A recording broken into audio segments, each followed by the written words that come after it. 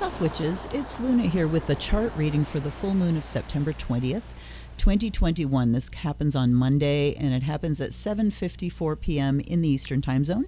Please adjust for your time zone. So let's start looking at this chart in terms of that full moon. We have the Virgo Pisces polarity here with Virgo Sun, Pisces Moon. Here we have sort of the dichotomy between service and sacrifice. Where does service become sacrifice? And it's also about self-care. Sun in Virgo can talk about your own health care, your own processes, your own health regimens, how you serve your own health. And the opposite end of that in Pisces makes us tend towards going overboard, sacrificing ourselves, sacrificing our health in the name of that service. So we need to differentiate these things here. Pisces moon is so very psychic and sensitive.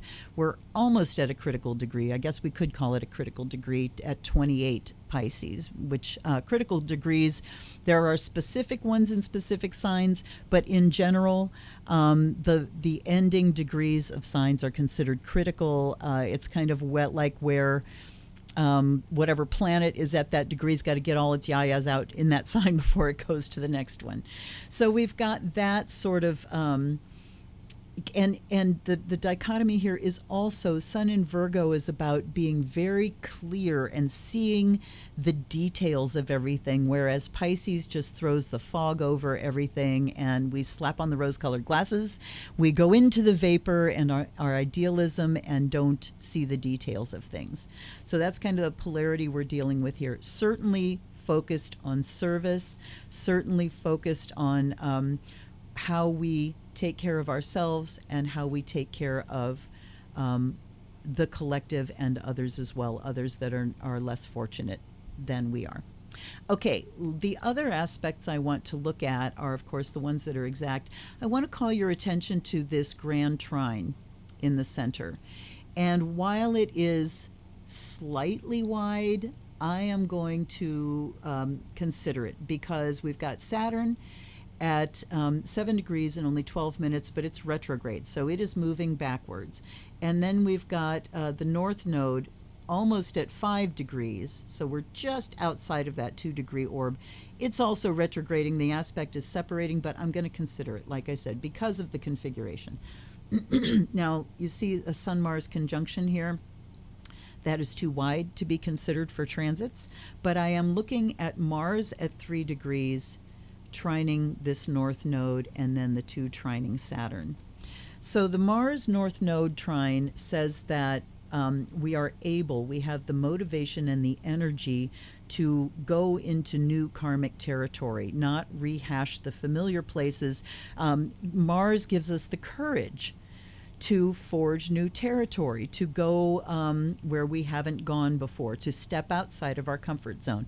The South Node represents the karmic comfort zone, the path that we have already trodden. But the North Node is new karmic territory. So Mars gives us the courage to do that. Saturn gives us the motivation, the ambition to do that.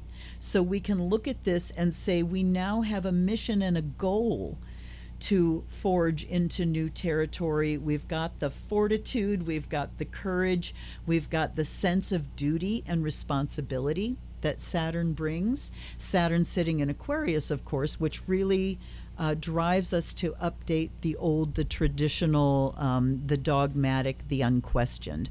So we have this beautiful, it's an air trine. So specifically, we can talk about new territory as far as our ideas go. New ideas about the way things can be in the future. So we can be looking here at another level of what we've already been going through in this pandemic, which is having to let go of the way things always have been, of the way things, of how we're used to having them. So letting go of that comfort zone, letting things fall away. Now we can really use this grand trine to imagine what the new future can look like for us. Let's change our minds. This is a perfect thing for changing your mind, which That's the definition of magic, isn't it? The art of changing consciousness at will. So we are blessed with a grand air trine that can allow us to easily do that. Tap into it.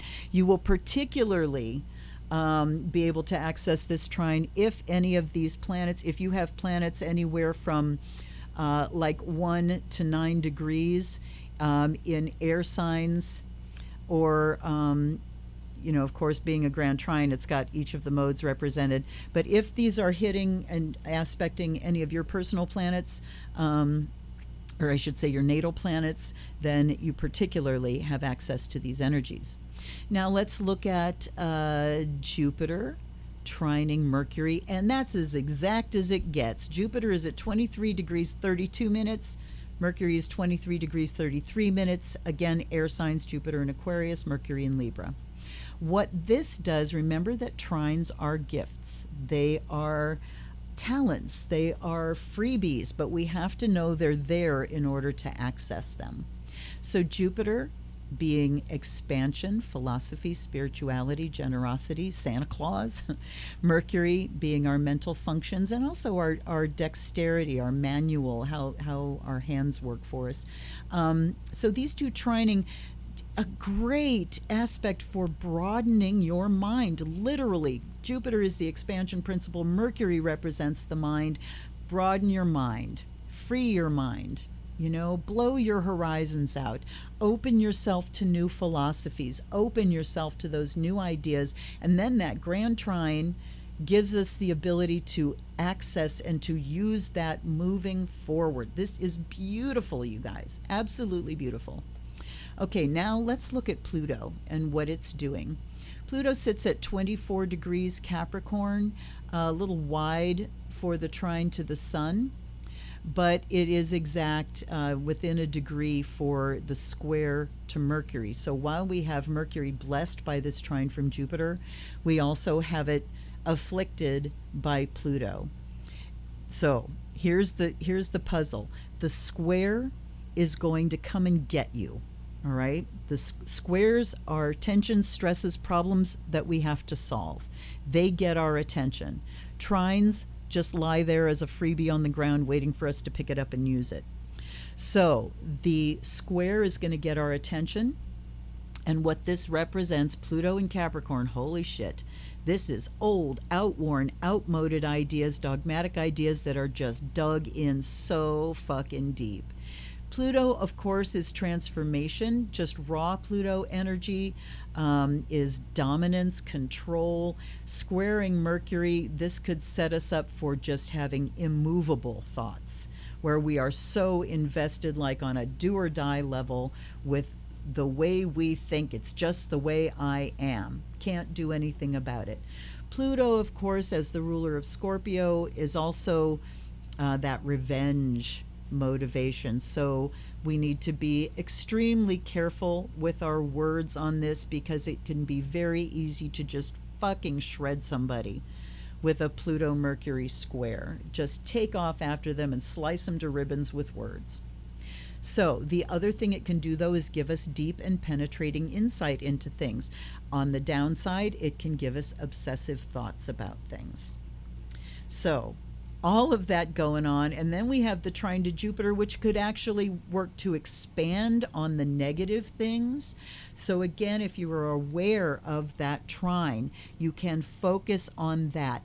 Use it to observe your behavior, to observe what's going on in your mind, and say, I would rather expand beyond that. I would rather apply generosity than the sting, and work with it in that manner. Okay, let's see. I think there was only one other aspect I wanted to look at, and that is an inconjunct, pardon me, the exact inconjunct between Venus and Chiron. So Chiron sits over here in Aries, Venus in Scorpio. Kind of tense to begin with, because Chiron in Aries says that we are very reactive from our woundedness, that we're ready to go to battle, that we're real defensive when we get hit in our tender places. Venus in Scorpio is love that I'm going to force on you. It's like you're going to feel my love whether you want to or not.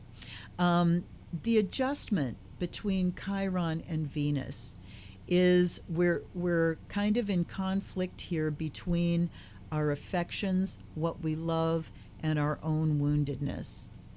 So we need to focus on the Venus side here and know that our wounds are our own, and unless we are specifically addressing the person that wounded us in that way, then we need to we need to remember this person is not my perpetrator.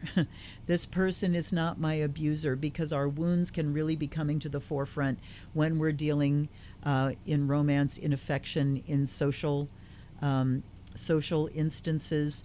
And the Venus in Scorpio just says we can get a little extreme with how we express our affections.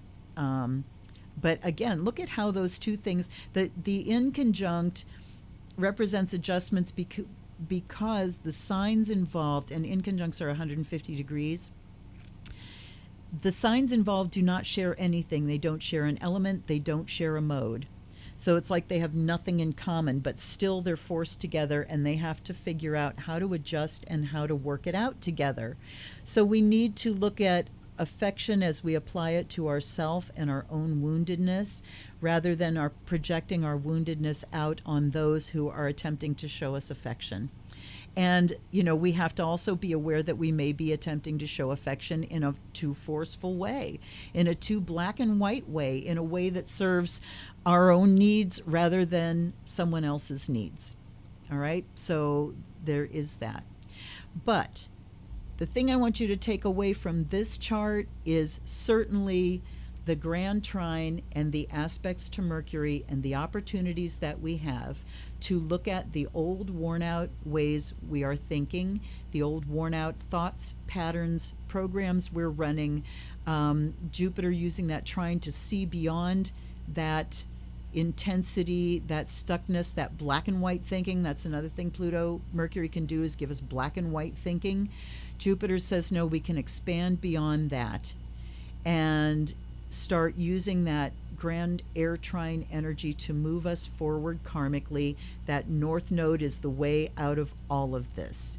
And then looking at the full moon as a time that we can do some kind of radical self-care, that we can be in service. I'm in service to my own karma here, looking at everything all together.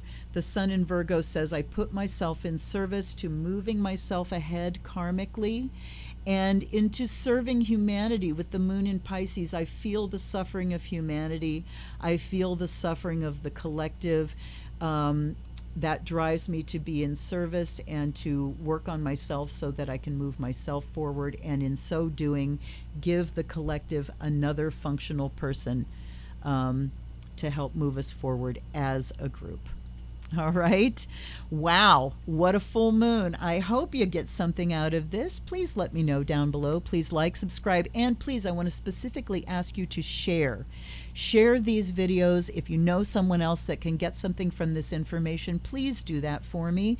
There are buttons down below if you'd like to donate, if you find a lot of value in my content, and also a wish list down below if you'd like to send me a deck or even a book that I can give you a reading from on my unboxing. All right, you guys, thank you so much for hanging out with me. I will see you soon. This is Luna. Blessed be.